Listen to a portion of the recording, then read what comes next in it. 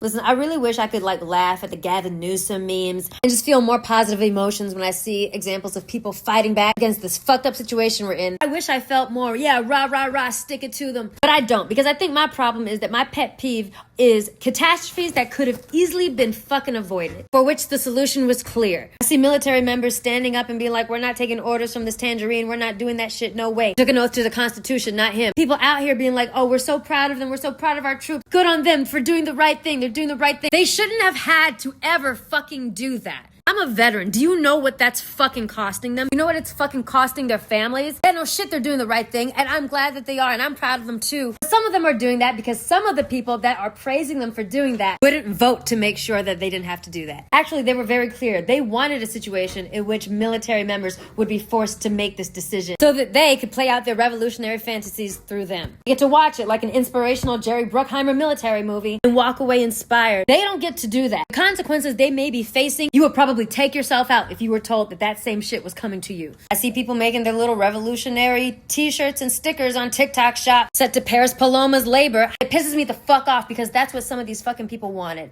The aesthetic. Now, some people who I'm not acknowledging anymore by now are like, oh my God, are we still doing this? You're still playing the blame game, but you're more mad at the people that protest voted than actual MAGA? What's wrong with you? Yeah, the fuck I am. For one thing, I think that part of getting through the next few years is never letting them forget that they fucked this up. I'll take that role on happily. And yeah, I'm more mad at them than MAGA because I know what a rabid dog is gonna do every day of the week. I know they're gonna foam at the mouth and they're gonna try and come eat me. A crazy fucking animal is gonna do what a crazy fucking animal does. But when you claim to be a human, like me, and you sit by and watch while the rabid dogs tear my body apart, and I thought you were gonna help me over the chain link fence, yeah, that's gonna piss me off more. Again, my pet peeve, catastrophes that could have easily been avoided. And I'm gonna give you another personal anecdote as to why that's my pet peeve, why I'm more mad at these people, and that I'm triggered by all this fucking revolutionary aesthetic content, and why I'm never letting them forget. Many of you know that I've mentioned in passing that I grew up in poverty. Let me tell you how I got there. When I was 6 years old, we moved into a nice house in Missouri City, Texas. For those of you who know the area, it was around Sweetwater and First Colony. This is the house that we were supposed to grow up in. This was supposed to be our forever home. To this day, I still know the address by heart. That's how ingrained this shit is in me. My father worked for IBM back in the 90s, and then he was part of the layoffs. So one day he came home and he didn't have a job. Now,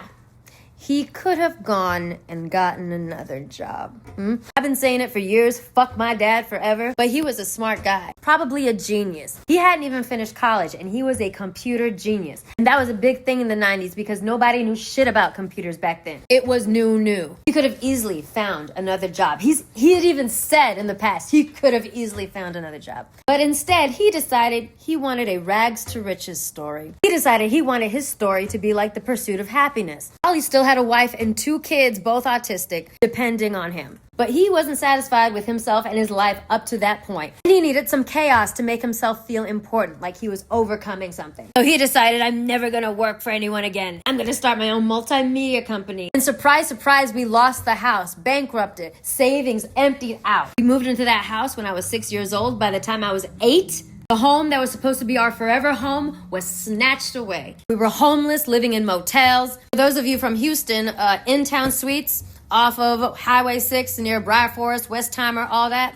Depending on the church pantry, not eating enough, sleeping 4 to a bed, everything I own in 1 duffel bag. Funny enough, he did end up having to get a fucking job, right? As a security guard at a strip club. For those of you who live in Houston, the Colorado. You can't fucking miss it. You know which one that is. Why? Because that's more girly pop. That's more struggle worshipy than just going to get another job like the one you had before. But guess what? At least you get to keep your fucking house for your family. Because he wanted to be able to craft this story so that he could one day say, we were poor and we were starving and we were living here and in the projects and blah, blah, blah, blah, blah. But I, this amazing man, this paragon of perseverance, I delivered my family out of the situation that I created. And I became a millionaire. Oh my God, I'm such a success story. Yeah, he did it for the plot. The worst part about my childhood trauma may not be the trauma itself, but the fact that all of it was avoidable. My father was in a position to start generational wealth, and he threw it away on purpose for a glory story. And that's what these fucking never comma leftists did. You willingly stopped paying the mortgage on the house that was supposed to be our forever home, because getting a new job that you may not have loved, but hey, it keeps the lights on and your family fed. Maybe you gotta work a few more jobs that you don't necessarily love until you're able to get the job that you really like. Or if you want to be an entrepreneur, work on it in parallel to having an actual stable fucking job. That wasn't girly pop enough for them. That's why I don't let this go, because I know exactly what it is. I've lived it at another level in my personal life. A bunch of egotistical people who are not happy with themselves, uninteresting, untalented, that needed to create a chaotic situation in order to make themselves feel self-important. Some of us read and watched the Hunger Games and we were like, oh, a cautionary tale. Let's never let that happen. And then some people were like, oh, look, a Pinterest board. We can make shirts while ICE is dragging people out of their homes and military members are likely going to be tried for treason. It'll be girly pop. Oh my God, look at Gavin Newsom. He said, pull up, dump. Yeah, he's that bitch. Yeah, this dictator can try, but he will never take our spirit. Wouldn't it be cool if our life looked like Attack on Titan? Let's play Paris Paloma again. Fuck them. Fuck them. I'm not saying every person that draws inspiration from this stuff is shitty. I'm not. I'm really not. We need it. We do. But again, my personal pet peeve are catastrophes that could have easily been avoided with a very simple and evident solution. Because I know that boring, insecure, abusive people derail the lives of other people for the plot.